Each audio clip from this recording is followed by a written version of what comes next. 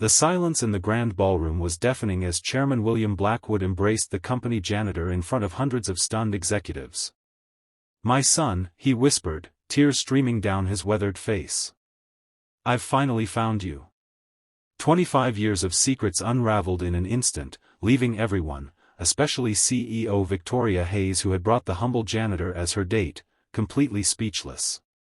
If you've ever wondered whether fate has a plan for all of us, this story might just convince you. Like and subscribe for more incredible stories of hidden connections and second chances that will warm your heart and restore your faith in humanity. Marcus Jenkins adjusted his borrowed tuxedo for the 5th time in as many minutes, feeling painfully out of place among the crystal chandeliers and marble floors of the Blackwood Industries annual gala. Just 12 hours ago, he had been mopping these same floors, invisible to the executives who now mingled around him, champagne flutes in hand. A single father working 3 jobs to support his 10-year-old daughter Lily, Marcus had never imagined he would be standing here as anything other than staff. "Stop fidgeting," Victoria Hayes, the company's brilliant young CEO, whispered beside him. "You look fine." Her emerald gown complemented her confident posture as she surveyed the room with the practiced ease of someone born to command attention. Victoria had found Marcus crying in the janitor's closet 3 months ago after he'd received a call that Lily had been hospitalized with pneumonia. Instead of firing him for abandoning his post, she had driven him to the hospital herself.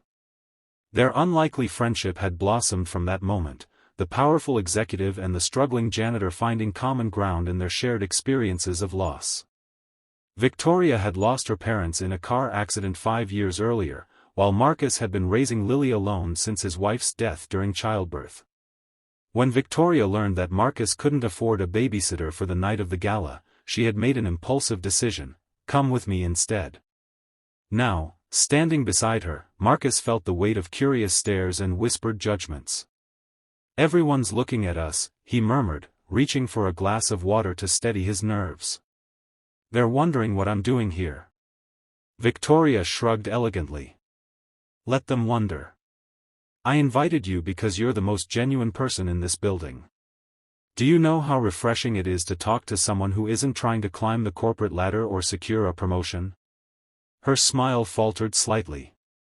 "Besides, Chairman Blackwood specifically requested that all department heads bring guests this year. Something about fostering community." At the mention of the chairman, Marcus felt an inexplicable chill. He had never met William Blackwood, the reclusive founder of the company who rarely made public appearances anymore. Rumors about the man's eccentricities and personal tragedies circulated through the building like ghost stories.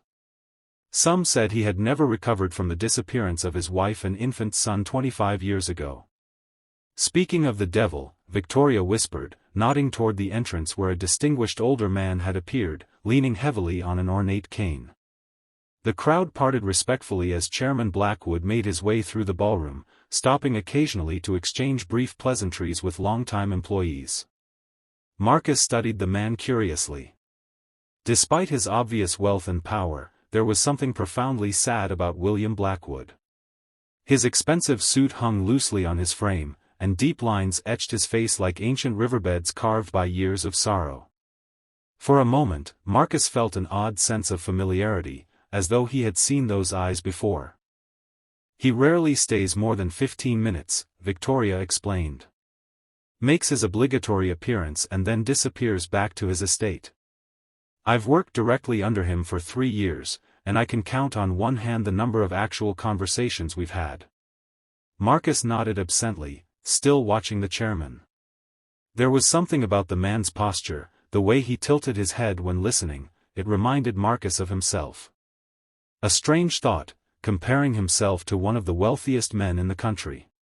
The evening progressed with dinner and speeches, Marcus growing increasingly comfortable as Victoria introduced him to colleagues who proved more welcoming than he had anticipated. He shared stories about Lily, his voice warming with pride as he described her passion for science and mathematics despite their financial struggles. "She sounds remarkable," said a deep voice behind him, causing Marcus to turn in surprise. Chairman Blackwood stood there, his intense gaze fixed on Marcus with an expression that seemed almost hungry. "Your daughter." How old did you say she was? 10, sir, Marcus replied, automatically straightening his posture. She'll be 11 next month. The chairman nodded slowly, his knuckles widening around his cane. And her mother? Victoria shot Marcus a concerned glance, clearly uncomfortable with the personal nature of the questioning, but Marcus answered honestly. She passed during childbirth. It's been just Lily and me since then. Something flickered in the chairman's eyes, recognition, perhaps, or a shared understanding of loss. And before that? Where did you grow up, Mr. Jenkins? The conversation had attracted attention now, executives nearby falling silent to observe this unusual interaction. Marcus shifted uncomfortably. Foster care, mostly. I was abandoned as an infant. Never knew my birth parents. William Blackwood swayed slightly, and for a moment, Marcus thought the elderly man might collapse. Instead, he reached into his pocket with trembling fingers and withdrew an antique pocket watch. This watch, he said, his voice barely above a whisper, has been passed down through generations of Blackwoods. My father gave it to me, and I gave it to my son the day he was born. He opened the case, revealing an inscription and a small photograph of a young woman with a radiant smile. My wife insisted on it, though many thought it foolish to give an heirloom to an infant. Marcus stared at the photograph, a strange buzzing filling his ears. The woman's smile, the shape of her eyes, they were hauntingly familiar, like a dream he couldn't quite remember upon waking. 3 days later, they were gone, Blackwood continued, his voice breaking. My wife and son vanished from the hospital. The police suspected a kidnapping for ransom, but no demand ever came. My wife's body was found a week later, but my son. He looked up, meeting Marcus's eyes with an intensity that made the younger man step back. My son had a birthmark. A small crescent moon, just behind his right ear. Marcus's hand moved unconsciously to the spot behind his ear where a crescent-shaped birthmark had marked his skin since birth. The room seemed to tilt around him as the implications of the chairman's words sank in. May I? Blackwood asked, gesturing toward Marcus's ear. With a numb nod, Marcus turned his head, allowing the chairman to gently push back his hair. The sharp intake of breath from the older man confirmed what Marcus already knew in his heart. The silence in the grand ballroom was deafening as Chairman William Blackwood embraced the company janitor in front of hundreds of stunned executives. My son, he whispered, tears streaming down his weathered face. I've finally found you. Victoria stood frozen, her mind racing to process the scene unfolding before her. The janitor she had befriended, the man who mopped floors and fixed leaky pipes, was the long-lost heir to Blackwood Industries, a company valued at billions. For Marcus, the world had shifted on its axis. The emptiness that had haunted him throughout his life, the questions about where he came from, why he had been abandoned, suddenly had answers. But those answers brought new questions, new complications. He thought of Lily, waiting at home with their elderly neighbor, unaware that her family had just expanded to include a grandfather who owned the building where her father worked as a janitor. There's so much to say, William said, finally releasing Marcus from his embrace but keeping a firm grip on his shoulders, as though afraid he might disappear again. So many years lost. Marcus nodded, unable to form words as emotions crashed through him like tidal waves. Anger at the circumstances that had separated them, grief for the mother he never knew, confusion about his new identity, and beneath it all, a tentative hope that perhaps his daughter would have opportunities he had never dared dream of. The following weeks passed in a blur of DNA tests, confirming what both men already knew in their hearts, legal proceedings to officially recognize Marcus as William Blackwood's son and heir, and careful introductions between Lily and the grandfather she never knew she had. The media frenzy was inevitable. The story of the janitor-turned-heir made headlines across the country, with reporters camping outside Marcus's modest apartment until William arranged for them to move to a secure location. Victoria found herself in the unusual position of mediator, helping Marcus navigate his new reality while ensuring the company remained stable during the transition. You don't have to take on any responsibilities you're not ready for, she assured him during a quiet moment in her office. "Your father understands that this is overwhelming." Marcus ran a hand through his hair, still unused to the expensive haircut and designer clothes that had replaced his work uniforms.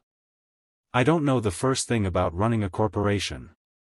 I barely finished high school." "Education can be acquired," Victoria pointed out. "Character can't.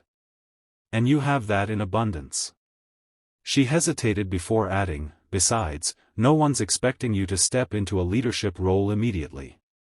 Take time to get to know your father, to settle Lily into her new school. The company has survived for decades, it can wait a little longer for you." The relationship between Marcus and William developed slowly, built on shared meals and long conversations about the past.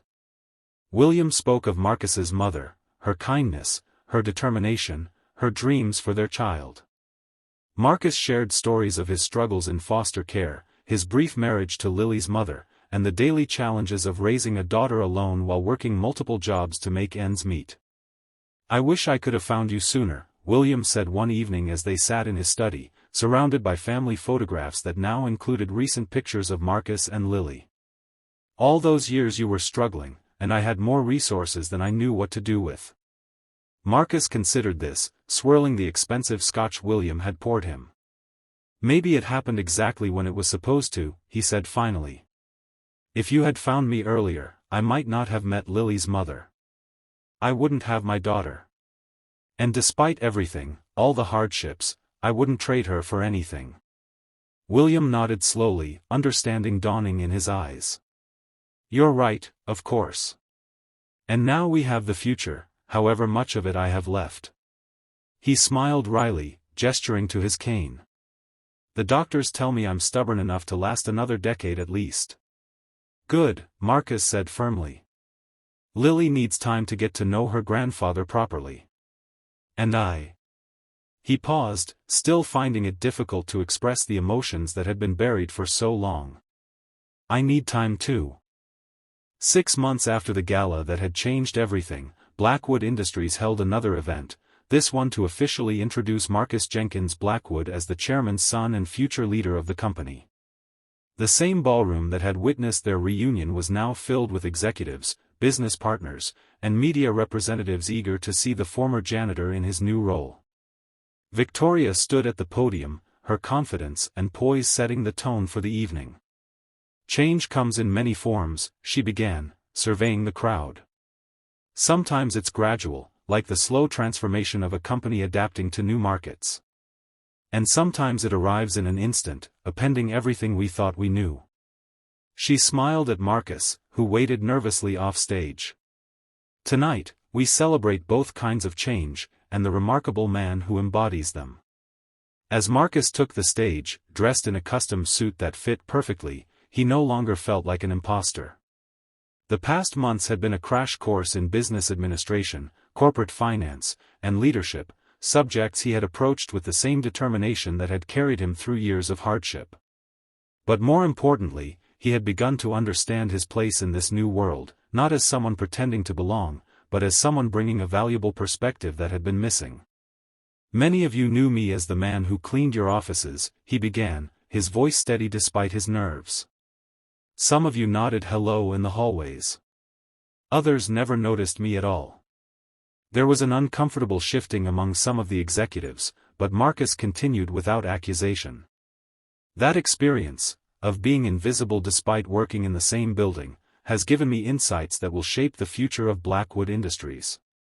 He outlined his vision for the company: expanded educational benefits for all employees, comprehensive childcare programs, and promotion pathways that recognize talent regardless of background or education.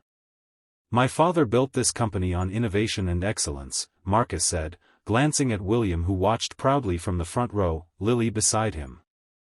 "I intend to build on that foundation by ensuring that no one with potential goes unnoticed or unsupported, regardless of their current position." The applause that followed was genuine, led by Victoria, who had recognized Marcus's worth long before anyone else. As he stepped away from the podium, William rose to embrace him, no longer the frail figure leaning on a cane but standing tall with renewed purpose. "Your mother would be so proud," he whispered. As am I. Later that evening, as the formal proceedings gave way to celebration, Marcus found a quiet moment with Victoria near the same spot where his life had changed 6 months earlier. "Thank you," he said simply. "For seeing me when no one else did." Victoria smiled, the professional mask slipping to reveal the friend beneath. "I saw someone with integrity and kindness. Those qualities matter more than any title or degree." She glanced around the ballroom. "Though I have to admit, you wear the role of executive surprisingly well for a former janitor." Marcus laughed, the sound free from the weight of worry that had burdened him for so long. "I'm still learning. But having the right people around me makes all the difference." He looked across the room where Lily was animatedly explaining something to her grandfather, her hands gesturing enthusiastically. "Family makes all the difference." As the evening drew to a close, Marcus stood between his father and daughter, 3 generations of Blackwoods united against all odds. The journey ahead would not be without challenges. There were still those who doubted his ability to lead, still adjustments to be made as Lily adapted to her new life, still wounds from the past that needed time to heal completely. But for the first time, Marcus faced the future without fear, surrounded by the family he had always longed for and the opportunity to create meaningful change. From invisible to indispensable, from janitor to heir, Marcus Jenkins Blackwood had found not just his place in the world, but the chance to reshape it for others who, like him, had been overlooked for too long. And it had all begun with a moment of kindness, a CEO who had seen the humanity in a janitor's tears and reached out a hand in friendship. As the last guests departed and the ballroom emptied, William placed a hand on his son's shoulder. "Ready to go home?" he asked, the word home carrying the weight of all they had found and all they were building together. Marcus nodded, taking Lily's hand in his. "Yes," he said simply. "We're ready." If this story touched your heart, don't forget to like and subscribe for more tales of unexpected connections, second chances, and the power of seeing the worth in every person, regardless of their title or position. Sometimes the most extraordinary people are hiding in plain sight, just waiting for someone to truly see them.